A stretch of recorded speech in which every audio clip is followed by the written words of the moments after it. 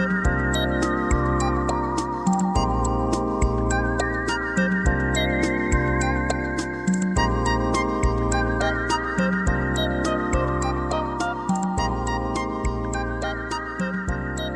everybody, welcome back to the Pretty Chill podcast. I'm so happy you're here, watching, listening. I play no favorites. I'm just happy you're here. And man, it feels so great to have this podcast up and running. I can't believe it.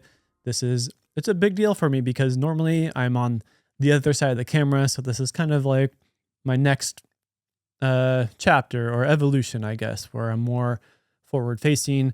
I'm just really excited to share some of these stories of collaborations and just people that have inspired me over the years and helped me on my path to get to where I wanted to be. So stoked to have you, and just super grateful for everybody that's kind of pushed me along and all the incredible guests so far. It's been so much fun. So once again, thanks so much for joining.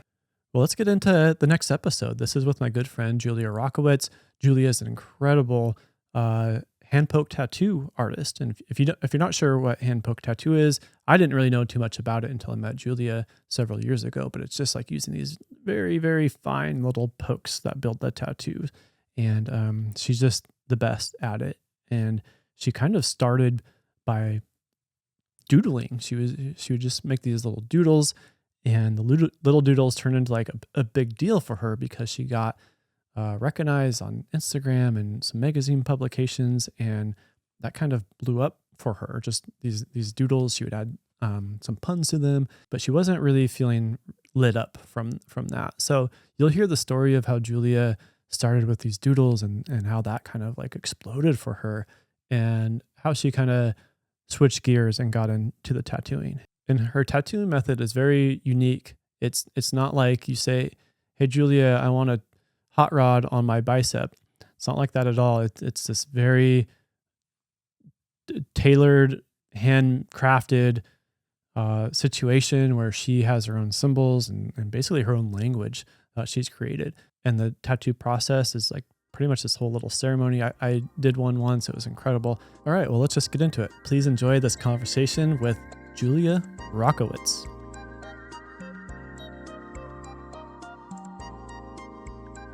All right, welcome back to the Pretty Chill podcast, the PCP.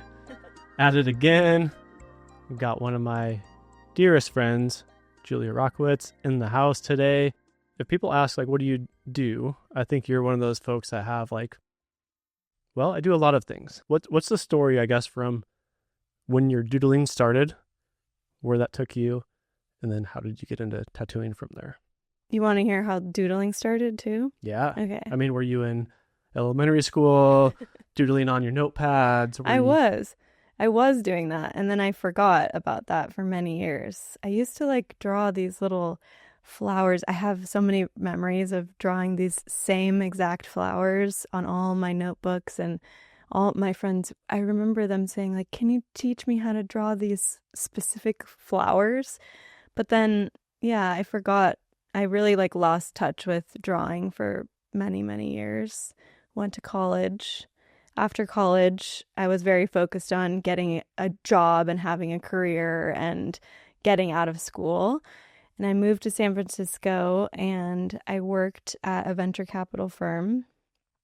And I met someone there that I ended up leaving the firm and working for, and also entering into a relationship with. And it was, that just like how it sounds, it was not a good situation.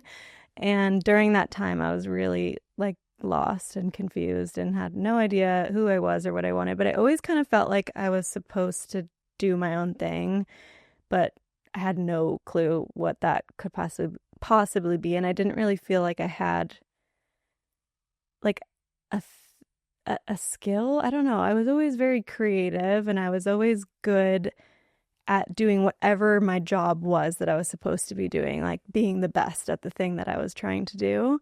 But I didn't feel like I had something that like was unique to me.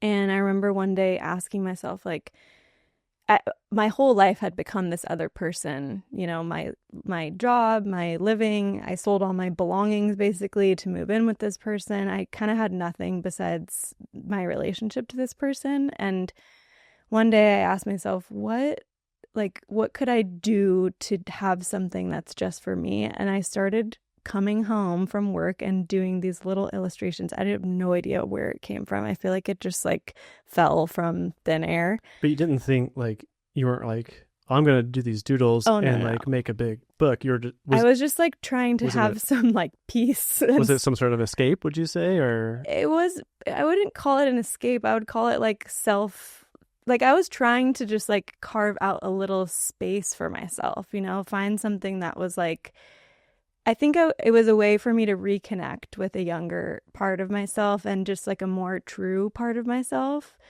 And it was a way to, I don't know. It wasn't an escape. I mean, it became that in a good way, I think. It gave me an outlet, but it was an attempt to like have something that was mine.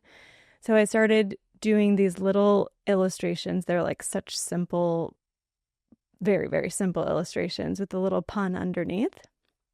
And I very quickly like knew that it could be something, but it was so stupid, you know, that like I wasn't like going around telling people that, oh, this is going to be something. But I had this like quiet feeling inside, which is kind of the same thing that happened with tattooing when I started to tattoo.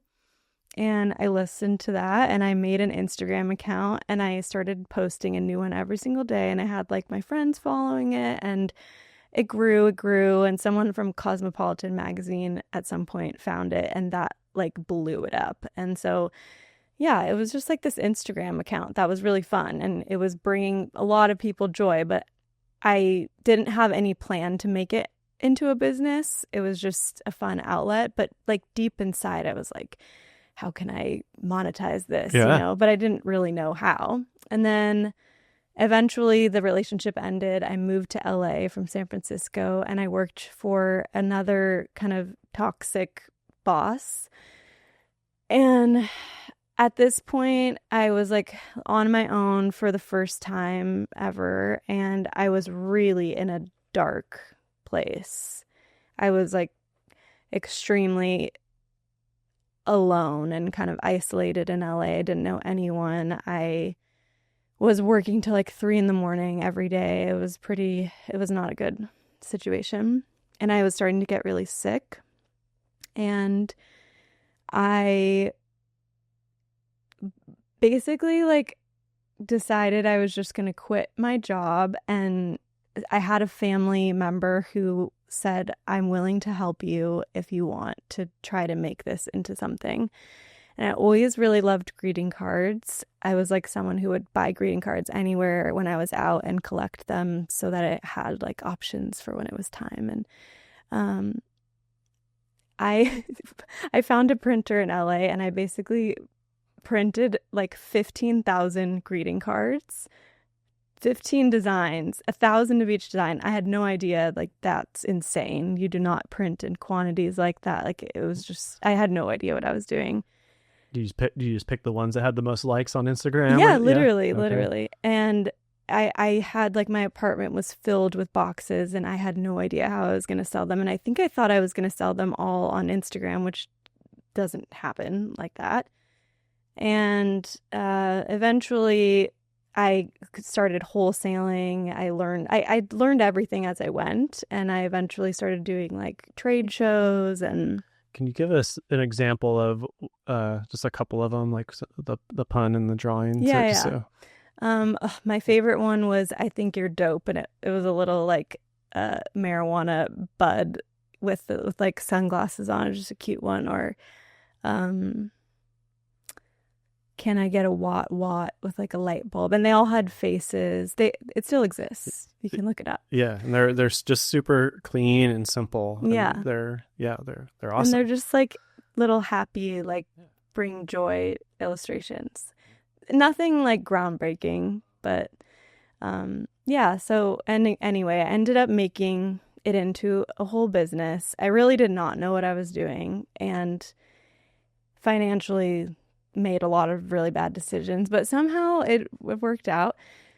But I got to a point in like, so this started in 2017, and then I got to a point in like 2019 where I was starting to go through a lot of changes and evolving as a human, and I just felt like it was no longer aligned. Was not a reflection of me, and I felt like on the surface I was like living the dream. I had my own business, I was doing something creative, I made my own hours, I got to do, whatever I wanted whenever I wanted.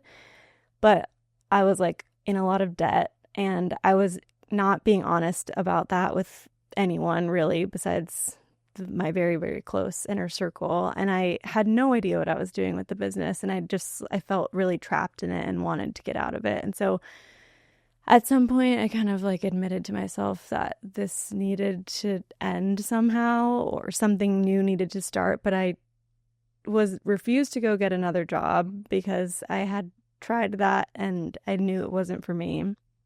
So yeah, I feel like I made the conscious decision to open myself up to something else coming my way. And around this time, I started experimenting with psychedelics. And I was like, my mind was really rapidly expanding. I was reading so many books and listening to podcasts that were like really changing my experience of life. And I was at home one night, and I've told the story lots of times, but I was at home one night and I was listening to music, and I had a small amount of mushrooms, like very small, just a little, to have kind of a creative hangout night with myself. And I had this very, very clear vision of me tattooing far into the future. Like I was like an old woman in the jungle.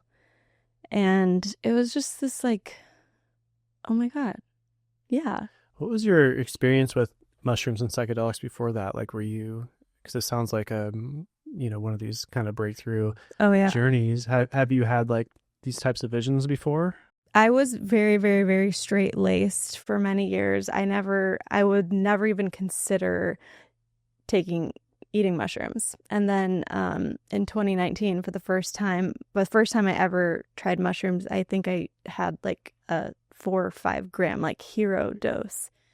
And that absolutely, completely changed my life. And this wasn't very long after that. So after that, I started to like microdose here and there. And I definitely had, I don't know, that was probably like my most profound vision that actually like affected my physical life, besides undoing patterns and having realizations about my past. This was like a future kind of, yeah. So it wasn't like a familiar thing, but I just knew. And I think my relationship with mushrooms very quickly was, I trusted the information because I knew it was like coming from a pure source, I don't know. It was one of those like another knowing. Yeah. So I really trusted that vision, and I called my partner at the time and said, I'm going to tattoo. And then the experience level is 0 out of 10 at this? 0 out of 10. Oh, yeah. No idea about any of this stuff. And in the vision, I was hand poke tattooing, but I had never really, like, I had tattoos, but I never had a hand poke tattoo.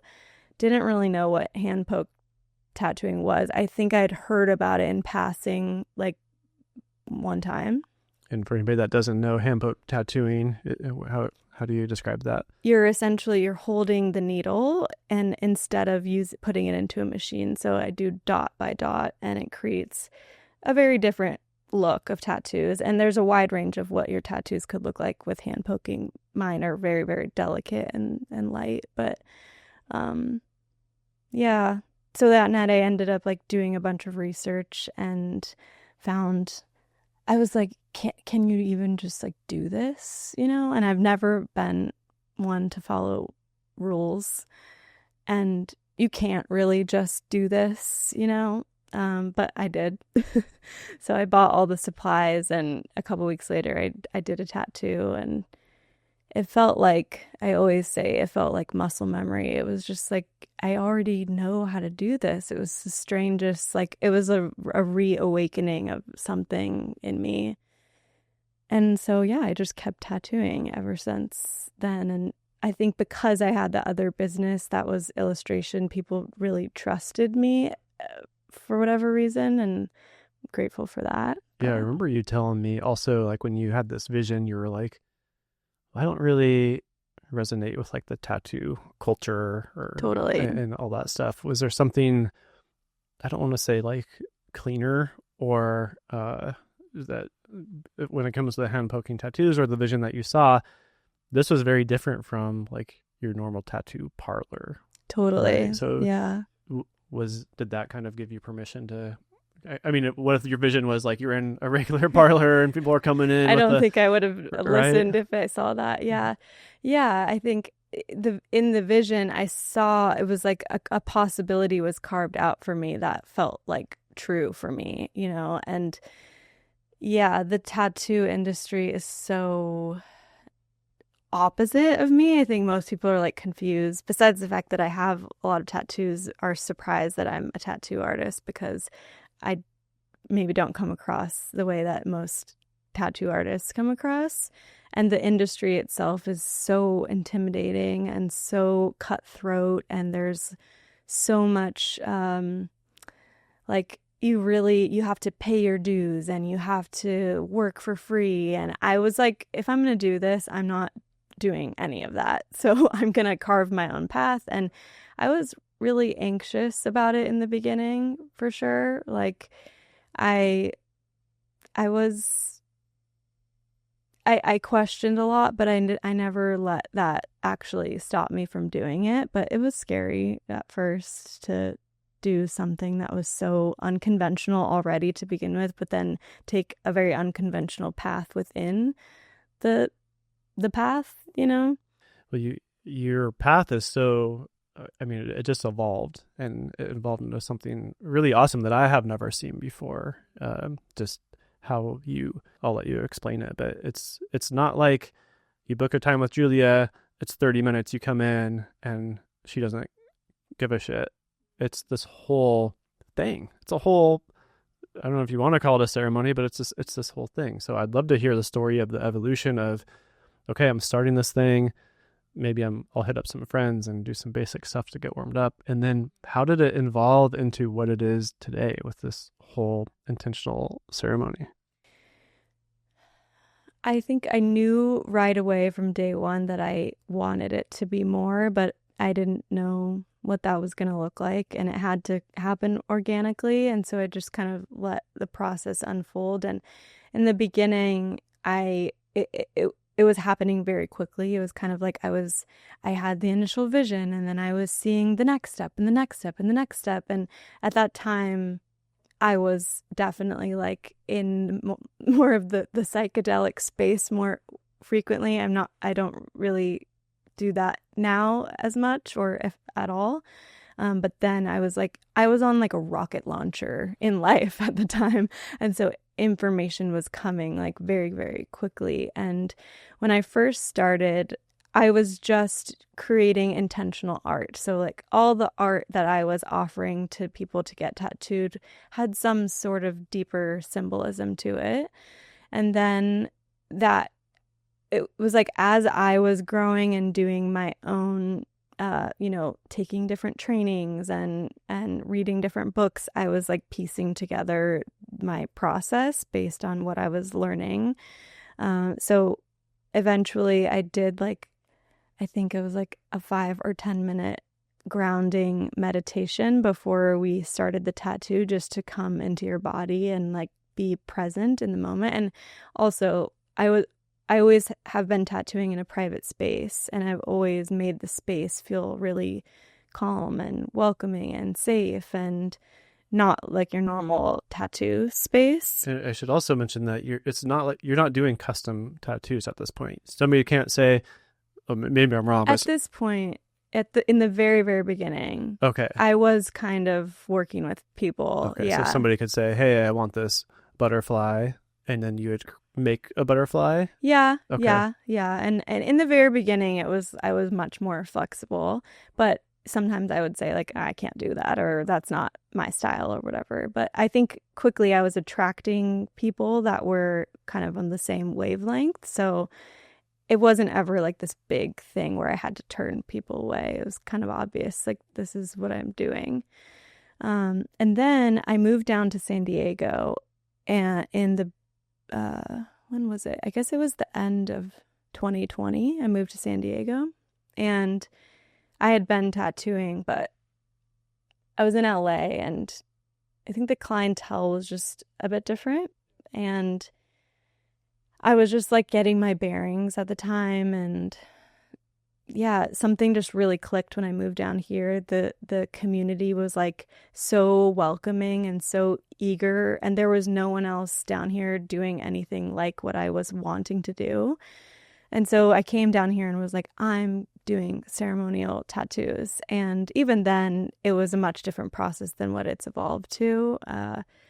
But it's evolved a lot over time. And in the beginning, when I was living in LA, during that time when things were really coming fast, I started to receive these symbols during my meditations, and essentially I created a language of symbols. So in the beginning of tattooing for the first year or so, I was eventually only started tattooing using these symbols. So I would meet with someone or have them fill out a questionnaire. It's like flip-flopped and evolved a bunch over the years, but I would gather information from them, and then I would take that information and pull the symbols that matched and kind of could tell their story, and then I would form them into a grid that would then be the tattoo.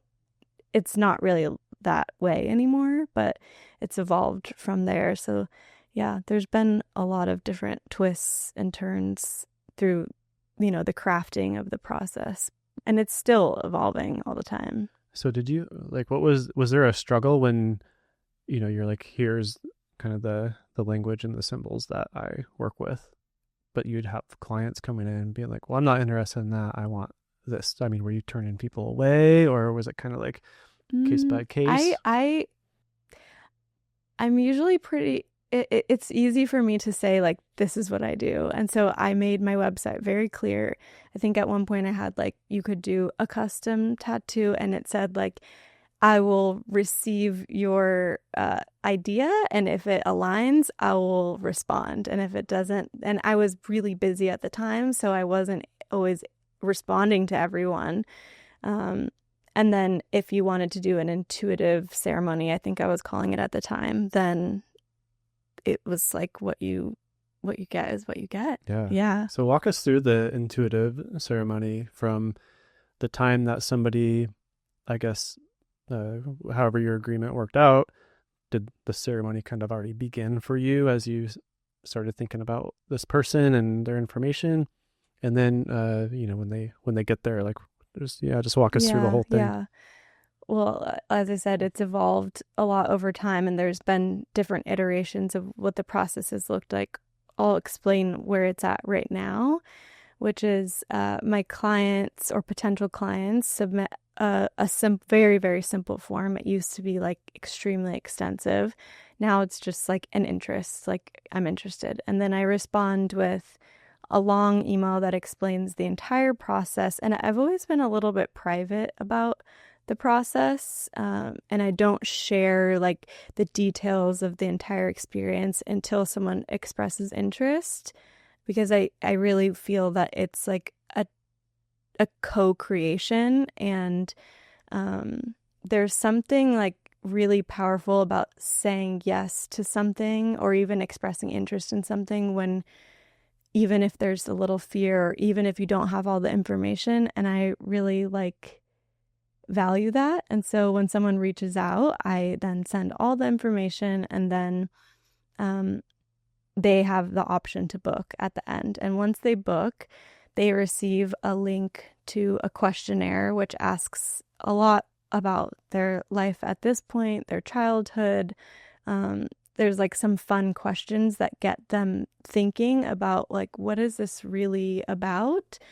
And I always say like, that's where the ceremony begins. And I ask them to send that questionnaire in at least a week before we meet. And so, and to pay attention to their dreams and signs and just notice what might be coming up in their awareness between that point and when we actually meet. Because the way that I see the work is like we're taking something very intangible, something that you can't necessarily put into words, and we're not putting it into words. We're putting it into art, which I feel like is such a powerful and unique way to express, because you can look at a piece of art and really like feel something without having to label it in any way. And so try to take all of the information that they send.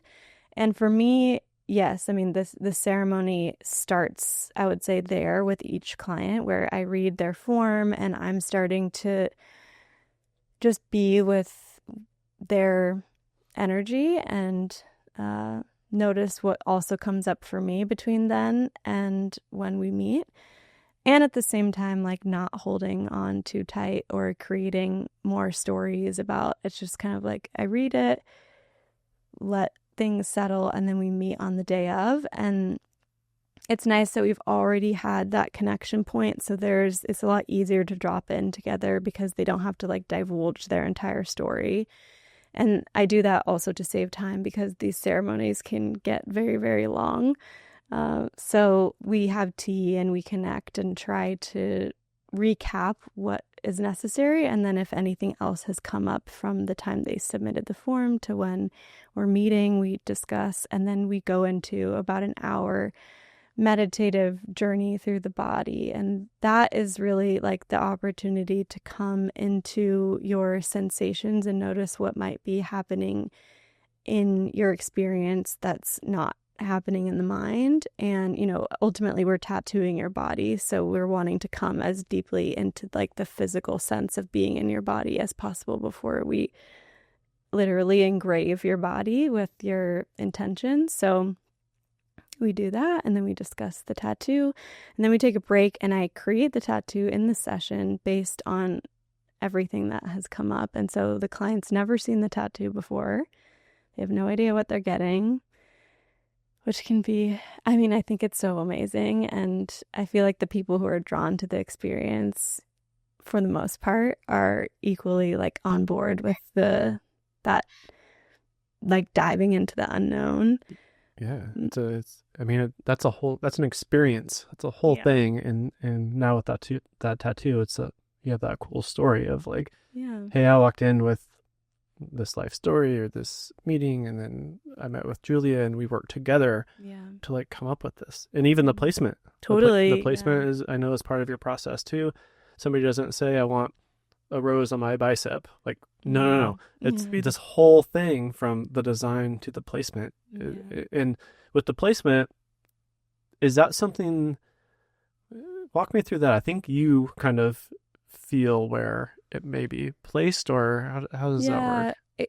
It again has evolved over time. I think in my earlier days, it was a bigger part of it where I would really tune into where it was on the body. Nowadays, I want this to be like, this is your experience as the client. You get to go as deep as you want. You get to listen to your intuition, your body, to the degree that you are willing and able to. And I'm here giving you like a framework to do that, but this is your experience with yourself. And so I really now more so empower them to listen to where it feels like it is on their body. If they're wanting guidance or my opinions, I'm happy to share based on what is coming up. You know, different parts of our body hold different energetic imprints, and we can like tattoo a specific area on the body to support a certain intention. So I'm happy to suggest that, but I now more so look to the client to like, what is coming up for them? What do they feel like? Where do they feel like it's supposed to be the most powerful for whatever their intention is? Yeah. And I got my tattoo from you during this ceremony that you just described. Mhm. So has it evolved even more from that? Like, what are your what's the experience like now? Because that was That was a at least couple of 2 years years ago, ago. I'd say. Yeah, Yeah. yeah, it was about 2 years ago. It so it's I've kind of gone back to the way it was when we sat together. I went through a period where I really like tried to remove myself from it as much as possible and left it totally to the client. The Because I mean, this is a whole other tangent, but I was going through a lot of my own a really big process as it related to like the role that I was in as this tattoo artist, that I felt like it was getting to this point where people were like really coming and looking to me for answers and for clarity on their life. And it was like, it was a lot of pressure, but also I just realized like that's not what this is. That's not what I want this to be. I'm not a therapist. I'm not your guide or your spiritual anything. I am a person that has this like framework of an offering that I feel like I didn't even come up with. I feel like was like entrusted to me. And I have an opportunity. I can help you to have your own experience with yourself and connect deeper with yourself. But I had to go through this period of really backing off, even like closing my books for a while. And then eventually I reopened them and I did a Zoom call ahead of time to talk to people. And like it was a weird phase for me. And then I basically I did a questionnaire. I'm trying to remember because I've since gone back on it, but I did a really extensive questionnaire. And then they would come and I would actually know, I would design the tattoo before they came. Oh. Based on the questionnaire without ever meeting them. And then I would send it to them the day before and they would get to see it. And then we would meet. And so it kind of like took the magic out of it for me, at least I felt. And that wasn't always the case. Like there were definitely sessions where it still felt really, really powerful and special. But that was a whole process of me needing to like get clear with myself on what is my relationship to my clients and this business and just my role in general and how am I showing up? And I had to go from like, the pendulum swang a little too far in the direction of like me having any sense sort of like power. Yeah. And then I saw that and I was like, whoa, whoa, whoa, this is not clean and clear. And so then I had to go all the way in the other direction and like shut things down. And now this year I've really like, I feel really good about where things are at. And I went back to the original process, but I have a lot more boundaries with time, just naturally. Like I don't let conversations go for hours and hours and hours. I always used to feel this like sense of responsibility, like I have to provide this like really deep, powerful experience. And I was providing that, but there was like something about it so subtle that I don't know if any of my clients would actually say this, but I know looking at myself, which was really, really, really hard to do and sent me on a whole year-long like kind of dark night. But there was like a degree of performing is like too harsh of a word, but like a flavor of that, like wanting to be this, provide this experience and be this person that created just like a layer of inauthenticity on top of what was really an authentic process and experience. But someone told me this quote.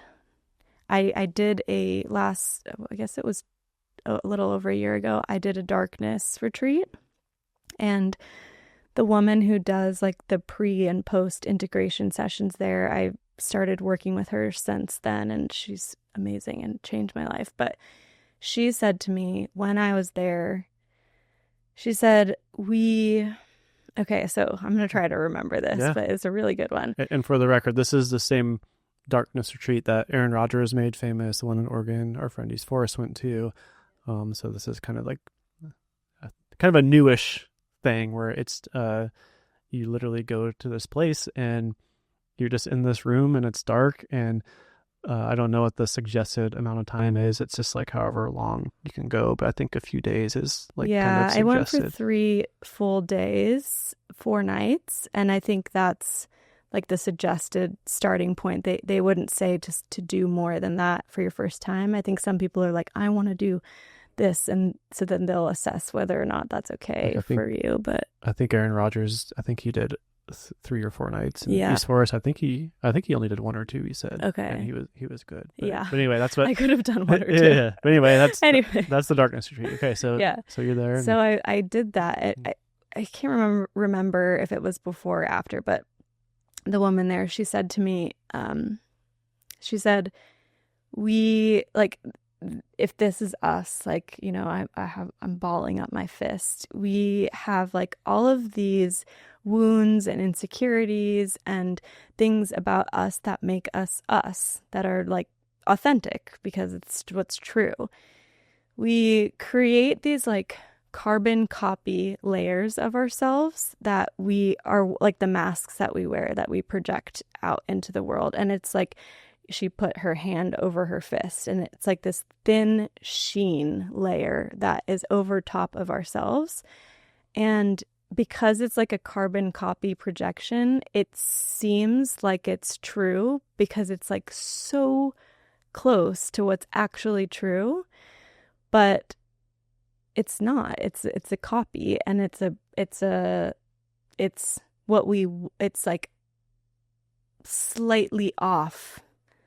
And most people can't see or feel that because you need like a very, very, you have to be attuned to very, very subtle energy to be able to sense when you're engaging with someone's carbon copy, unless their carbon copy is very, very obvious. But for a lot of us, especially in this world where we're like, you know, trying to be as conscious of people as we can and doing a lot of work to be that way, it can be so subtle, and even to the point where we don't even see it ourselves, that we're like existing as this carbon copy version.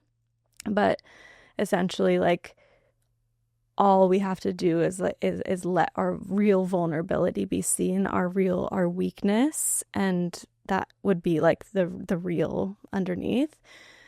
And for me, like, I've always put a lot of pressure on myself to be the best and to be perfect and to do it all right. And with tattooing, I quickly was kind of like made a name for myself in the community as, you know, providing this certain experience, and I put a lot of pressure on myself to provide this experience. And yeah, I realized, like, and I had actually got really called out by a teacher of mine that was pretty devastating, but there was a truth to it, and I'm grateful for it ultimately, because now I feel like really like settled into myself with it. And for years I was struggling with how much pressure I felt each session. So yeah. Well, that's what I was going to ask next, is like, what, like, after you did one of these sessions, what did your energy feel like? That seems like it takes so much of your energy, and you're just stacking these. Yeah, you know, you do one every day. I remember seeing. I think we met up once, and you're like, oh yeah, I'm so busy, which is like this confusing thing that we arrived to, where we're like, I saw this meme the other day, and it was just this dude who's just like sitting in misery, and it said, when I have everything I ask God for, or something like that, right? Yeah. So like, you've kind of like climb this mountaintop, and you're well known, and people are begging to come in, but you're just like, oh my God, like, I just can't keep up. My energy is low. Like, what else can I do to make this more even enjoyable? Right. So what was the energy output for you during that stretch of time where you're just cranking these out? I mean, there was a period where it was really, really life-giving, and I was getting like high off of it, because the experiences were so profound and are so profound. But in the beginning, I mean, a couple of years ago, like, I was pouring so much energy into each session that I was getting like an equal return. Like, my clients were having super big emotional releases, and it was like a little bit, it was like this cycle. And I would, I don't know, like for a while I was sustaining that. I was like living off of this high, and I was also like smoking a lot of weed at the time and kind of living in this like very high place a lot all the time.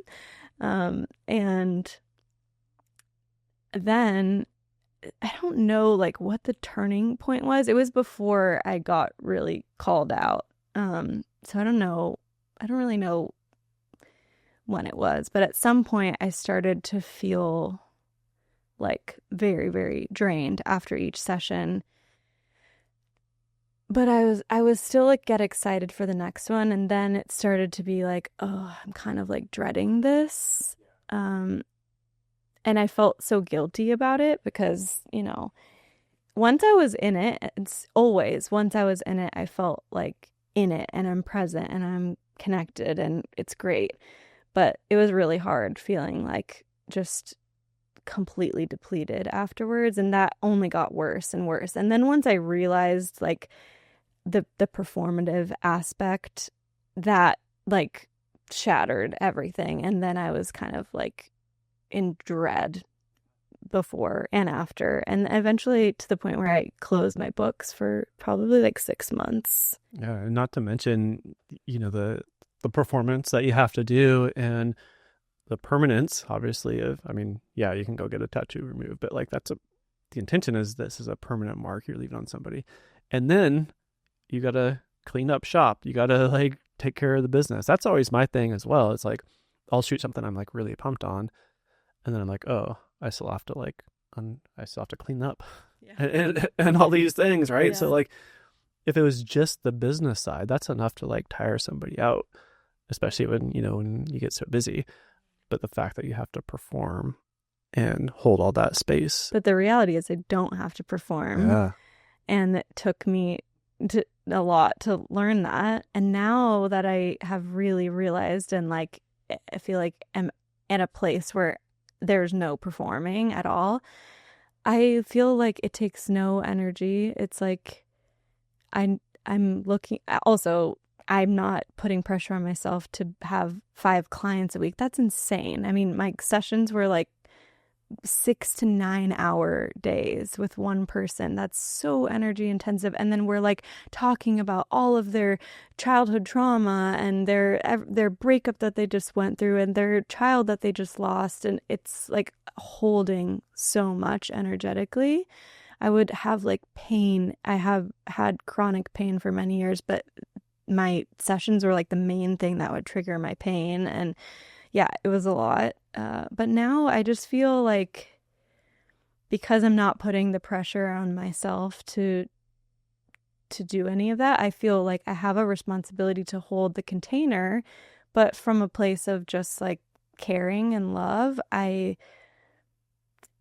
It's just so different. I don't know. I don't feel I'm not putting any pressure on myself anymore. There's no expectation. And I just really trust that whatever naturally emerges is what was supposed to happen. I'm not putting any pressure for there to be this like profound experience. And there still is. It's so perfect. And I'm doing like 1 or 2 clients a week right now. And for years I had a wait list, and I stopped doing that. I'm like, why? I was all kind of, I think, contributing to this feeling of like being really sought after. Oh yeah. Yeah. And it was obviously feeding my ego. Oh yeah. Yeah. You see that all the time on, I follow plenty of video people and producers, and you see wait list and limited, and I'm just like, oh my gosh. But then I've tried just like slivers of those things. I was like, this is silly. This is like, this doesn't, just say, here's a schedule, or here's the calendar, I know. like take it or leave it. But yeah, I feel like it was all part of it for me. Like I had to go through all of that to get to where I'm at, you know? And I had someone say to me one time, because I used to, during this time when I like could not manage the amount of energy that I was having to hold and feel, I would take like at least a month to respond to emails from clients, like people reaching out to book it, which is why I had to go on a wait list, because I was so bad at doing the other parts of the business.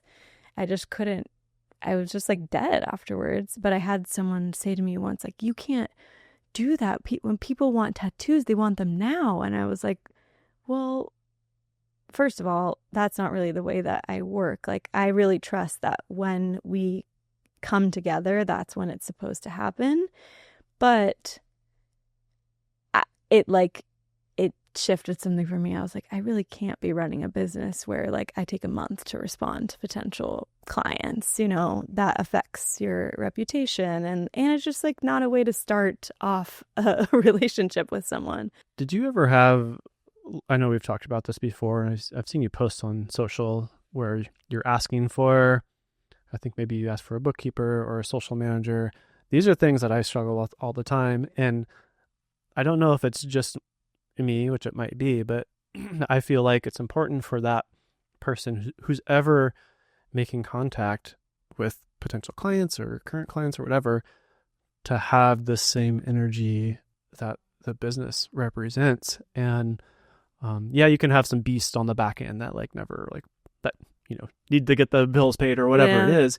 But some of these client facing assistants that I'm looking for, I'm just like it's so hard. So with yours, which is so intimate, were you ever able to find some help? Yes, support? I have had different people help me throughout. But it's always, I always come back to like, I just have to do it myself, because I had a girl that was doing my booking emails for me for a while, and it was great, and she was great.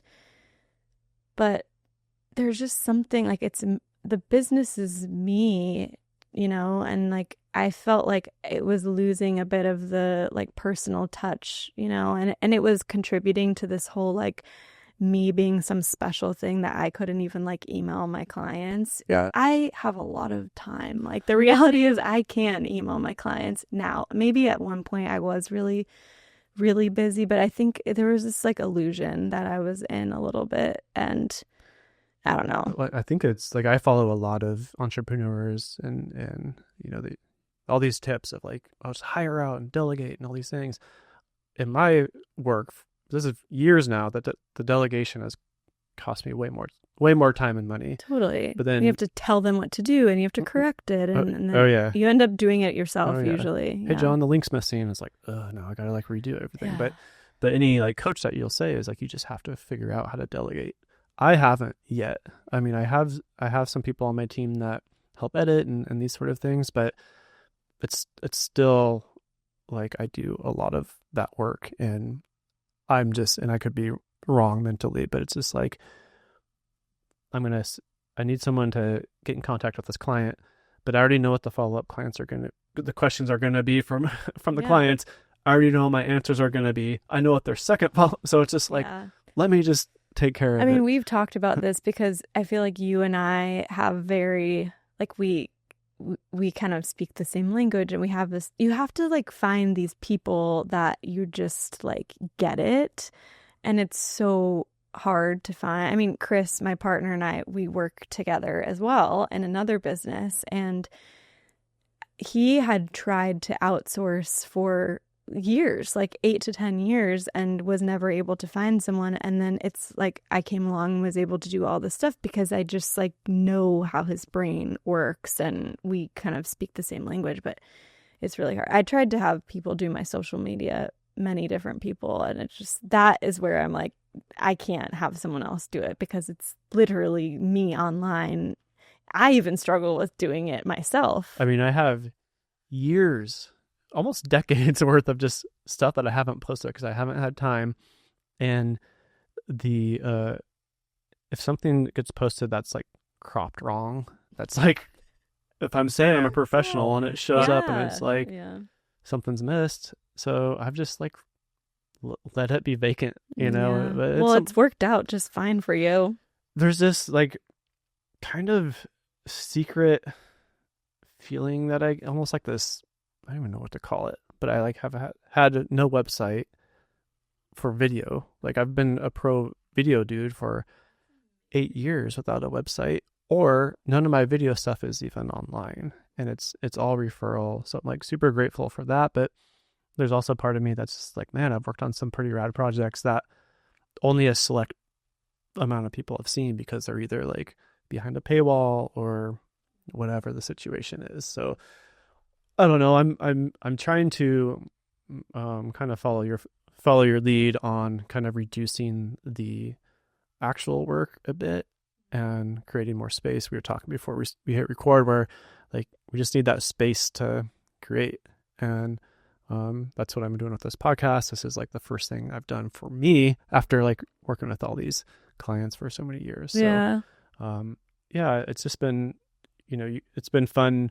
Obviously, just friends chatting about all of our friends stuff, but like, we'll kind of huddle up and talk business, and just like they're so different, but also like the same. And I think a lot of it is the energy and how much we care about the project and people we're working with and all that stuff. So, okay. So what do you think, like what's 2025 looking like? You said you're only doing maybe 1 or 2 tattoos a week. You mentioned you're helping Chris, your partner. Like what else you got cooking up? Well, like, do I say it? Well, we're expecting another one to join us this year. So, yeah, crazily enough. So, I haven't like shared that publicly. So I don't really know what's gonna happen. I haven't even shared with my clients yet that that's the case, or with my potential clients. So I think I have probably like 5 more months of tattooing before I take a break for a while. We released a course last year that you filmed and edited and made amazing, and that's been a whole thing for me. And it's actually like starting to pick up a bit more, which we haven't talked about, but yeah, tell us about the course. So John and I created a course last year, right? Last year? Yeah. I think it was last the year before. I think it was early last year. Yeah. I could be wrong, yeah. Actually, I think it was like April last year. But Julia wrote the whole thing, and we shot it in here. Yeah, we shot it here, and it's the essentials of hand poke tattooing. It's the course that I wish that I had when I first learned how to tattoo, because I taught myself how to tattoo. So it's a beginner course to learn how to tattoo, the basics, and we go over like the responsibility and the energetics of tattooing. We go over the history, the tools, and all the tools and supplies necessary to tattoo, and then the technique, and I walk through my exact technique. And yeah, I really just like, I have a lot of people that come in that have tattooed themselves, or their friend tattooed them, or people that are just like interested but have no idea where to start, just like I was. And I wanted to give people like a starting point. And it doesn't mean that you have to go become a tattoo artist, but it could be like another fun creative outlet. You could only ever give yourself a little tattoo with it. It doesn't like certify you to become a professional tattoo artist or anything like that, but it's a great starting point if you've been curious about hand poking and don't really know where to start. Yeah, that was one of the coolest, like one of my more just polished, proud projects. It's like legit. We crushed it. Yeah. Like the whole thing, because you wrote the whole thing, then we kind of like molded it together and made it what it is. But the cool part about that project was you share everything. Like, if I was to teach somebody about photography, but I knew this secret that I learned the hard way back in 2012 that like I had to suffer to get, maybe I don't share that secret, right? But you're like, here's exactly what I use. Here's how I do this. If this happens, here's how I do that. Here's the toner that whatever it was. Here's the printer that I use. Like, it's just like a roadmap. You can literally just do everything that you say and you get started, which, you know, if you look at any profession, like, you know, I mean, I would like to make a course on, you know, production or whatever. But it's just like, man, I had to learn the hard way. And it's part of me that just like feels a little like, I want to give up the secret because I like. Well, that's what I feel like the whole tattoo industry is based on. And it's just like, it stops so many people from trying. And, you know, I don't know, there's just like enough room for all of us, and everyone has their own unique thing and their own unique, no one's gonna tattoo the way I tattoo, even if they try. Yeah, man, because they won't be me. Totally. I used to be so competitive with this stuff. It's funny now that I think about what I'm saying, it's like I used to be so competitive. There was a point where I wouldn't even, like, if I saw called a rival photographer or whatever that like took some photos, it was really hard for me to say that's a good photo. I'd be like, well, he could have did this. It's not like I'm the best in the world, but like that was like my own insecurity. Where now it's just like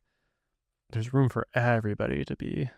I mean, there's so many good photographers. Everyone's a photographer now, and there's so many good ones, and like it just feels so much better just to encourage and applaud everybody else doing it, right? Yeah. I mean, I feel like that's the world we live in, just constant comparison. And yeah, but it's true. There's actually room for all of us. And like, what an amazing world it would be if we could all be doing our creative dream. Could you even imagine? Yeah. I mean, I can't imagine, but yeah. Yeah. Okay, so we have the course, which I'll figure out what I'm doing with show notes and stuff like that, but we'll have like a link and all that to that. So you got the course for sale. The course, which, you know, it's like so nice that it's there and it's there forever. And yeah. And then Chris and I Chris is a photographer and he has his own business, and we were working together a lot more.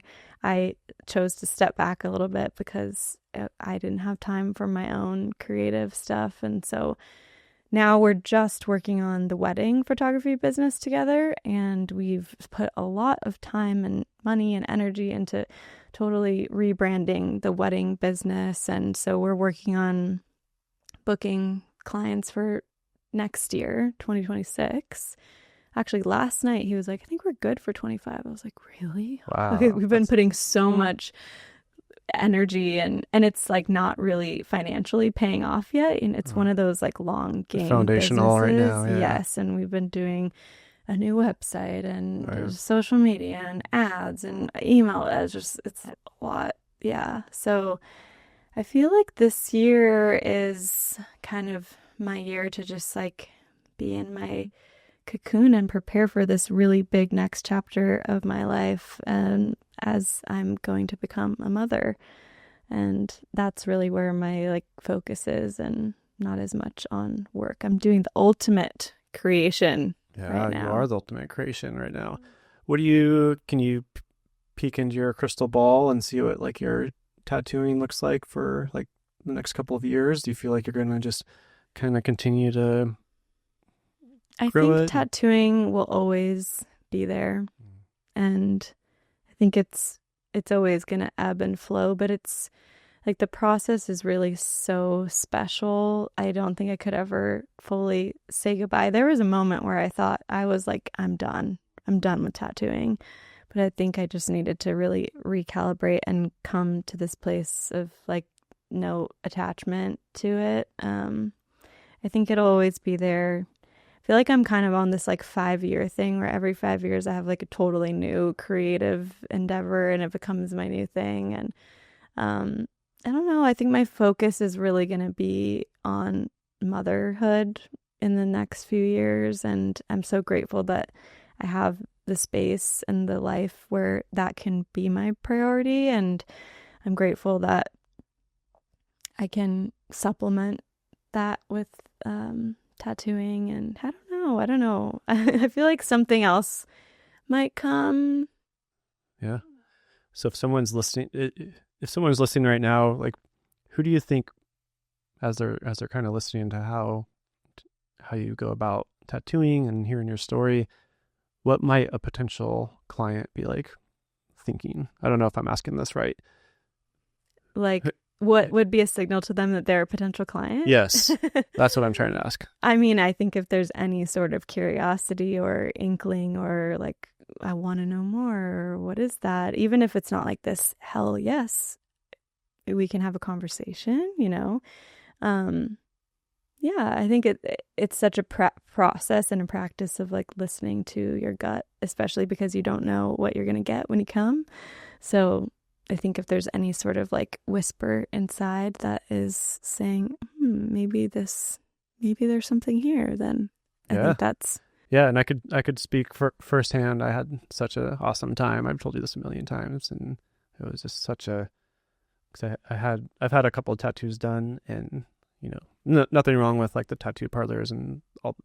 They're all incredible and all the things, and like crush exactly what I want. But this was, it was almost like a spa situation where I was just so like held and taken care of, and then the actual, because I'm not a big needle guy, you know, but the actual like poking, kind of in this creepy way, actually like kind of felt good. Like it was just like a little scratch. It was just like, yeah, it's just a poke, and it was zero pain for me. It was like actually pretty relaxing. So yeah, it can be very meditative. Yeah.